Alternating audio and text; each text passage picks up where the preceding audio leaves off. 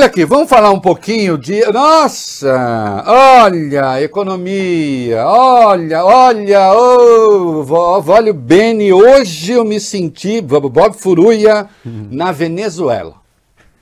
Na Venezuela, PT ganhou, começou o processo de venezuelização do Brasil, né? Olha, agora acho que eu vou fugir para Cuba, porque talvez seja melhor, não sei.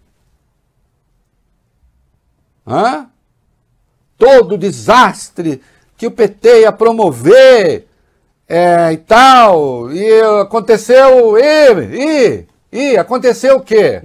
A bolsa, a bolsa subiu, a bolsa disparou. Aí nós vamos ver, o dólar despencou. Assim não é possível, né?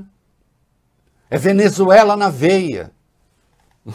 Do que é que eu estou falando, vai? O Ibovespa superou 106 mil pontos pela primeira vez em mais de um mês, desde 9 de março, e terminou o dia aos 106.455 pontos. Esse resultado do índice foi uma reação ao recuo dos juros futuros e também às declarações do secretário do Tesouro Nacional, Rogério Seron, que deu uma entrevista ao jornal O Globo. O Ibovespa fechou com alta de 4,29%. Esse avanço firme dos papéis de commodities é mais um fator de apoio à Bolsa Brasileira, o avanço que foi registrado hoje. O recuo dos juros futuros impulsionou as ações da Bolsa, em especial as mais ligadas à economia doméstica, como casos de Magazine Luiza, MRV, Lojas Renner, Grupo Soma, foram algumas das que tiveram maiores altas do índice, todas elas ali na casa dos 10%. As taxas futuras reagiram à entrada de dinheiro estrangeiro e também reagiram ao resultado da inflação de março, que veio abaixo das expectativas do mercado, o índice que subiu 0,71% no mês passado, desacelerando frente a fevereiro, quando ficou em 0,84%. Foi a menor taxa para março desde 2020, ficou abaixo. O quê? Foi a menor taxa desde quando? 2020. Ah, tá. E ficou abaixo das projeções de 36 instituições financeiras, da mediana, né, feita a partir dessas projeções e das consultorias ouvidas pelo jornal Valor Econômico. A alta esperada era de 0,77. Pontuando, Vale Bene, quer dizer que as instituições financeiras de vez em quando erram? Meu Deus! Quem diria? Tô chocado. Vai. Agentes também receberam de forma positiva essas declarações sobre as quais eu estava falando do secretário do Tesouro, Rogério Seron, que deu essa entrevista ao jornal O Globo, dizendo que o governo decidiu não incluir receitas extraordinárias no cálculo que limita o crescimento real das despesas federais a 70% do avanço da receita líquida dos 12 meses até junho do ano anterior. Vocês se lembram, eu não sei se lembram, mas eu lembro. Se procurar, acha. Eu havia dito aqui que uma das coisas que precisavam ser esclarecidas ainda no arcabouço fiscal era o caso das receitas extraordinárias. Porque como a despesa vai avançar um percentual do que variar a receita, não é isso? 70% do que subir a receita, desde que chegue ao limite máximo de 2,5%. Se você tem receita extraordinária, você não sabe se a receita extraordinária vai estar no ano que vem. E aí, se você faz subir, você pode estar, na verdade, tendo uma elevação de despesa permanente com receita que não é permanente. E isso era uma questão que o mercado estava assim. Aí foi o Seron e disse, não, a receita extraordinária não vai entrar nesse cálculo. Aí o mercado falou, que bom, não vai entrar. Então, nós tivemos isso. Nós tivemos uma entrada de dólar muito grande no Brasil, nós já vamos ver, né? E a inflação, que caiu. E aí tem o efeito no dólar. Vai, o Bob Forrey.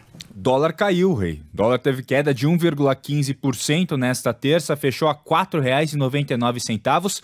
Isso se deu em razão da entrada, como você disse, expressiva de dólares aqui no país no primeiro trimestre deste ano. Entre janeiro e março, o chamado fluxo cambial registrou um saldo positivo de mais de 12 bilhões e meio de dólares. É o maior para o período desde 2012. Foi sustentado em especial pelo segmento comercial, né? O movimento impulsionado pelo resultado da balança comercial brasileira, que registrou um superávit recorde de mais de 16 bilhões de dólares do início do ano até o fim de março, ou seja, nesse primeiro trimestre. Os números mostram que o exportador trouxe aqui ao país boa parte dos dólares que faturou lá fora. Além da queda comercial, também contribuiu para o fluxo, mais recentemente, o aumento de apostas futuras. Isso, olha aqui, e aí vamos falar dados específicos de inflação, porque depois eu quero chamar atenção para uma coisinha aqui. Importante. Vai, dados de inflação. Eu falei que a inflação terminou em 0,71% em março, resultado abaixo do esperado pelo mercado financeiro. No acumulado em 12 meses, o indicador ficou em 4,65%, também o melhor resultado desde janeiro de 2021. Os combustíveis foram o vilão da inflação em março, ficaram 8% mais caros no período por causa da reoneração dos combustíveis. O governo federal voltou a cobrar o PIS e COFINS. Por outro lado, a inflação dos alimentos quase zerou no mês passado, alta de apenas 0,05%, ou seja, preços praticamente andaram de lado, melhor resultado para esse grupo em meses. Eu tive acesso a relatórios de alguns bancos, tá? O núcleo da inflação caiu também. Então, olhem aqui. Vamos ver se eu consigo ser claro. Né? Então, nós temos uma inflação que nitidamente está em queda. Se o Banco Central cumpre aquilo que andou anunciando e aquilo que os mercados da Faria Lima, né? Se cumpre, a taxa de juros vai cair só lá no último trimestre. Ou nem cai esse ano, segundo alguns malucos. Portanto, à medida que a inflação cai, o que vai acontecendo com o juro real, meninos? Não é que a taxa fica... Não, a taxa permanece em 3,75. Sim, a Selic fica em 3,75. O juro real sobe, porque a inflação cai. Né? Numa síntese, tem alguma alteração aí, mas o que é o juro real? É a taxa oficial de juro menos a inflação. Se a inflação cai, o juro real sobe. Então, observem.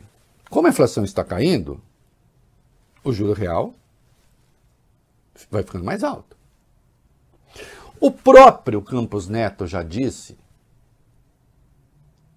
que elevação ou queda da taxa de juro, o efeito sobre o crescimento, Bob Furuia, Vale Bene, demora pelo menos, às vezes, 3 trimestres.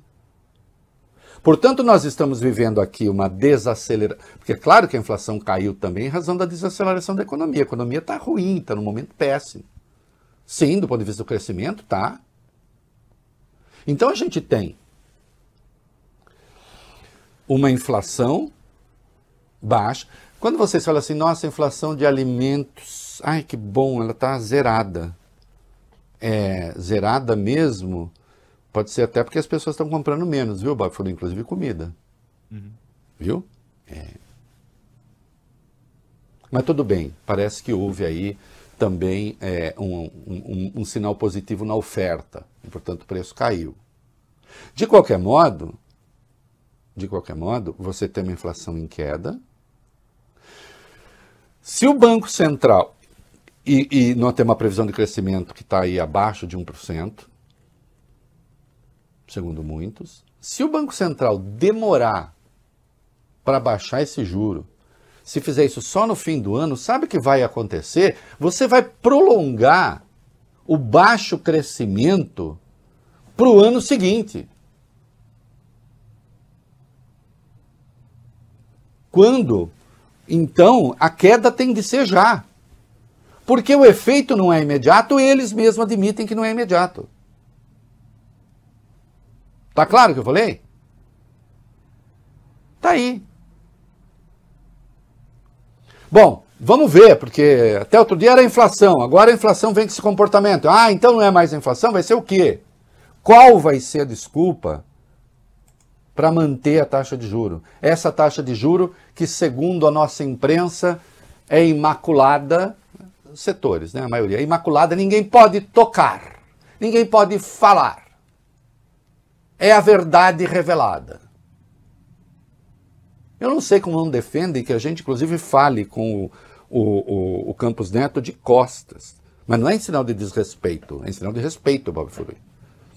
Porque quando Deus apareceu para Moisés, na sarça ardente, Deus falou para Moisés, não se vire. Não é nem para me olhar. Daqui a pouco alguém vai dizer, não se vire para Campos Neto, não olhe, fale baixo de costas, em sinal de respeito. Né? Porque eu cansei de ler, erros do governo Lula, criticar a política de juros. Não, ele deveria elogiar a política de juros. Ora, tenha um pouco de compostura, né? Só um pouquinho de compostura, não custa. Rapidamente, o Haddad mandou um comunicado à FMI, né? E defendeu a sua proposta de arcabouço fiscal, afirmou que o Brasil tem compromisso com a estabilidade macroeconômica, disse que com a inflação controlada há espaço para reduzir a taxa de juros. Olha! De novo, né? Falou sobre o comportamento da inflação no Brasil, que depois de atingir 12%, está na casa dos 6% e pouquinho, mas que isso se fez, né?